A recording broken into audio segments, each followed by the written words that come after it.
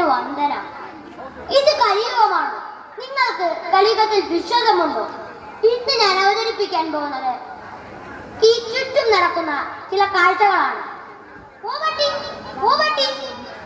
അതെന്താ വരുന്നത്? ബസ്സോ അതോ ബസ്സിൽ കയറി വരുന്ന കാലനോ? എന്റെ മാഫിയോ? എന്റെ ദൈവമേ, ഈ നാട്ടിൽ ജീവിക്കാൻ വയ്യാതായേ. ഞാനാണു ദൈവം, ഇതെന്റെ സ്വന്തം നാട്. പക്ഷെ ഇത് മാറ്റാൻ കഴിക്കല്ല.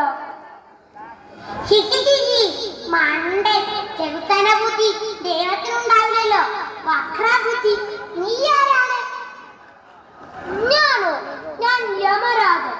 ആളുകൾ വലിച്ചു വാരി കഴിക്കുമ്പോൾ, മാലിന്യങ്ങൾ വലിച്ചെറിയുമ്പോൾ എന്റെ ജോലി എളുപ്പമായി. അതാ വരുന്ന ബസ് ഡ്രൈവറെ കണ്ടില്ലേ? അയാൾ എന്റെ ജോലി എളുപ്പമാക്കുമെന്നാണ് എനിക്ക് തോന്നുന്നത്.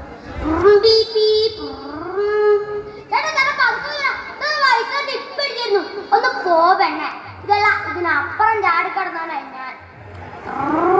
ആ ഫോൺ എടുത്തേ. പുതിയ ശൈലം വേണ്ട. ഇപ്പോൾ ഞാൻ നിൽക്കുന്നത് ബസ് അപകടം നടന്ന സ്ഥലത്താണ്. 5 പേർ മരണപ്പെട്ടിരിക്കുന്നു. ബാക്കി ആൾക്കാർ ഗുരുതരാവസ്ഥയിൽ. ഇപ്പോൾ കിട്ടിയ വാർത്ത, നഗരത്തിൽ തെരുവുനായ ആക്രമണം. ഒരു കുട്ടി ഗുരുതരാവസ്ഥയിൽ.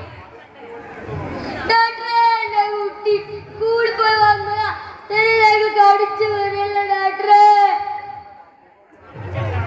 അമ്മ അമ്മ നമുക്ക് വീട്ടിൽ പോകും. അമ്മ അമ്മ എനിക്കിതാക്കണം.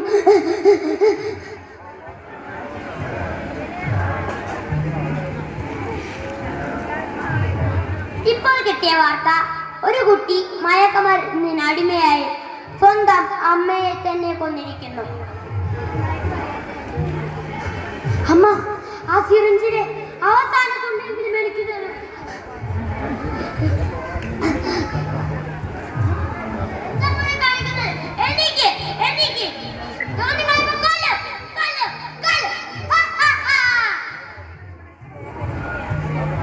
കണ്ടില്ലേ, ഇവരും വിദ്യാഭ്യാസമുള്ള യുവതലമുറ ലഹരിക്കടിമയത് കണ്ടില്ലേ?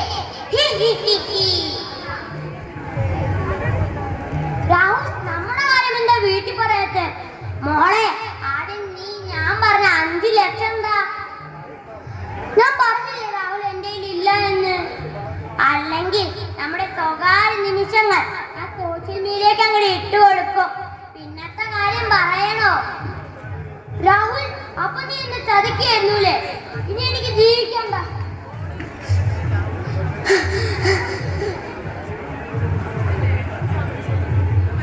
ഇനിയെങ്കിലും ബുദ്ധിയും വിവേകത്തോടും കൂടി ജീവിക്കൂ.